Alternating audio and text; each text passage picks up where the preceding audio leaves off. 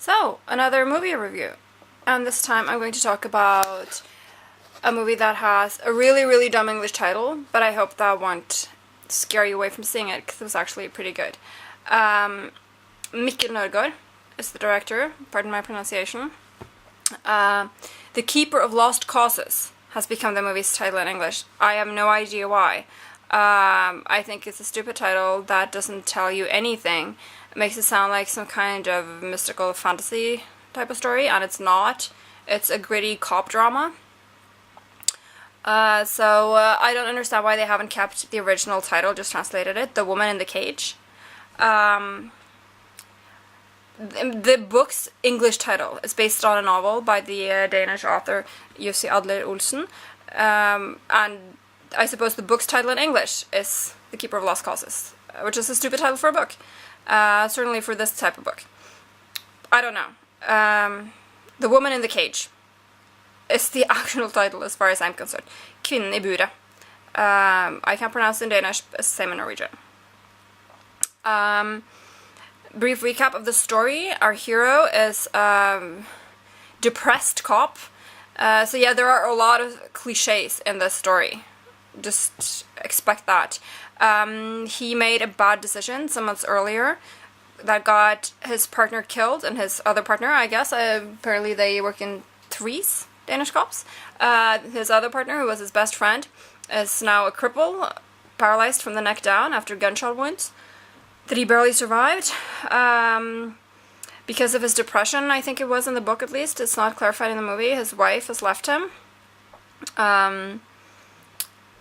He has some neurological problems. His hand shakes, and he has like uncontrollable tremors in his hand. He was also wounded, and basically depression that he has no interest in fighting off. He wants to return to work, but nobody wants to work with him because he's a difficult person. So this is not made a big deal of in the movie. In the book, it's a much bigger deal. They've gotten some extra funding that they need to use somehow, and what they do is they set up something called Department Q, which is going to look at cold cases. Basically, it's a way to put our hero down to the basement and forget about him. But of course, he sees it differently. He gets his teeth into a case and decides to basically run with it. The whole department is basically just him and his assistant that he never even wanted. This character is quite different in the movie from what he is in the book. For one thing, he's a real cop in the movie, which he's not in the book. He's an immigrant from Syria who at first Carl doesn't get along with. That's our hero's name, Carl Mørk. He doesn't get along with him, but because he doesn't get along with anyone. But eventually they sort of warm up to each other. He gets to pick freely from any cold case for the last 20 years. Although, of course, he's just supposed to look through them, write a 2-page report, put it aside, do the same with every case. But he actually starts investigating the first case that he picks. And it's an infamous case. It's a young female politician who 5 years earlier vanished without a trace from a ferry that she was on. And the cops at the time determined that it was suicide. But Mørk, who doesn't like the guy who was in charge of that investigation and thinks he's incompetent, he also doesn't believe that it could have been suicide because she had her brother with her on this ferry ride. Her brother is younger than her and is mentally handicapped. So why would you bring your brain-damaged brother with you if you're going to jump from the ferry and leave the guy who is apparently the center of your world, leave him wandering around alone, and God knows what could happen. So they start looking into it. And it's the same as in the book, that the reader, and in this case the viewer, knows what has happened to this young woman. She has been kidnapped by person unknown. Person or persons, I guess I should say, because you have no idea at first who it is, who's behind this. She's been kidnapped and is being held captive in a hyperbaric chamber, where the pressure has been slowly increased for the last, well, it's 5 years that she's been a captive. And of course she's more or less losing it. slowly, and trying desperately to find out who it is that hates her so much that he or she would do this to her. And Carl and Assad, his assistant, they start digging into this, and they eventually start pulling at the right threads. I think it was a really good movie. I am a fan of the books, so I had pretty high expectations considering who is in this. Fares plays Assad, so of course you know it's going to be good. He did a really good job, as he always does. You can tell that he's Swedish, if you know what you're listening for, but I think he did a really good job of playing New Dane. Nikolai Likos, I didn't know anything about really, but I think he's really good. He doesn't look like what I expected Karl Mørk to look like, but I think he does a really good job. He's very convincing. Sonja Richter as Merete Lyngard, the kidnapped politician, does an incredible job, and the makeup department has done, but they put in an amazing effort to show us what an experience like that will do to the human body. She plays the role fantastically well, and she looks amazing is kind of the wrong word, because at the end she looks really, really bad, but her physical appearance is something you really want to keep an eye on, because they've done a fantastic job with that. Supporting actor Søren Pilgaard plays Carl's boss that he gets in trouble with because he takes his job much too seriously. Carl, that is. Truls Lyby, I like him. He plays Hardy, Carl's erstwhile partner. Some characters have disappeared from the book. Carl's wife is in one phone call.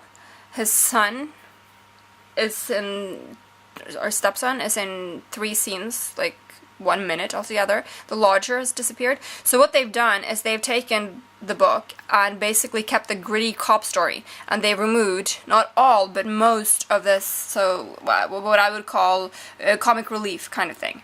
The relationship between Carl and Assad, the Assad character is quite different. He's not this sort of den mother type anymore. He's basically a cop who, for whatever reason, hasn't gotten a decent break yet, but is actually a pretty good investigator. So they focus much more on the police side of it, the investigating side, and there's much less of the sort of comedy side of it, because the book is quite funny. They're obviously planning more movies. The end is like totally sequel time. If you shouldn't expect it to be too much like the book, because plot-wise they've kept pretty much everything, but the tone of the story is very different. I like the movie a lot, like I said. It's well acted, it's well made. The photography is worth mentioning. It's beautifully photographed. Visually, it's definitely worth looking at.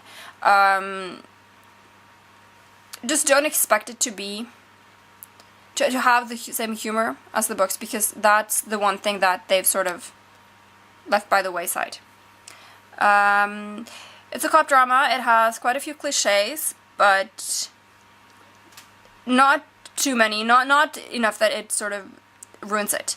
I liked it a lot. The Keeper of Lost Causes by Mikkel Nørgaard, based on the novel, as far as I'm concerned, The Woman in the Cage by Adler-olsen.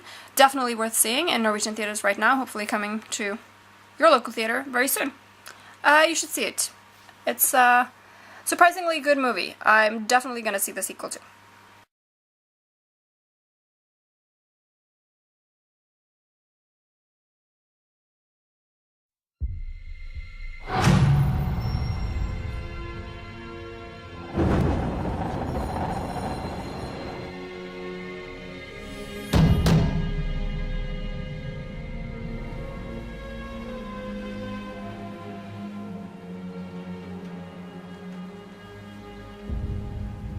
Hvad fanden er det med dig, Karl?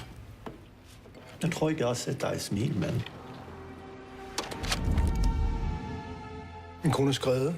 Min makker er død, og min bedste ven, han er blevet lam. Jeg har ikke så meget at smile af. Så hvad fanden gjorde det her for? Fordi det er det eneste, jeg kan. Jeg kan ikke sende dig tilbage til drabsafdelingen. Hvad? Der er ingen, der gider arbejde sammen med dig. Justitsministeriet har givet sådan lidt penge til at åbne en ny afdeling. Afdeling Q. Vil du have, jeg skal sidde og gennemlæse gamle henlagte sager fra de sidste 20 år? Den her kan jeg godt huske. Det er 5 år siden. Den kan vi lukke med sammen. Hun begik selvmord. Ja. Tak for dit input. Vil du slæve din hjerneskadede lillebror ombord på en færge, hvis du havde tænkt dig at hoppe ud? Gør det job, du er sat til at udføre. Skriv 2 siders rapport. Åbn en ny sag, læs den igennem og skriv 2 siders rapport. Uffe! Uffe, jeg prøver at finde ud af, hvad der skete med Merete. Jeg tror ikke, hun har været ud. Er det ikke ligegyldigt, hvem hun gik i seng med? Ikke hvis han slog hende ihjel. I er suspenderet begge to. Jeg bliver nødt til at fortsætte. Jeg bliver nødt til at vide, hvad der skete med hende.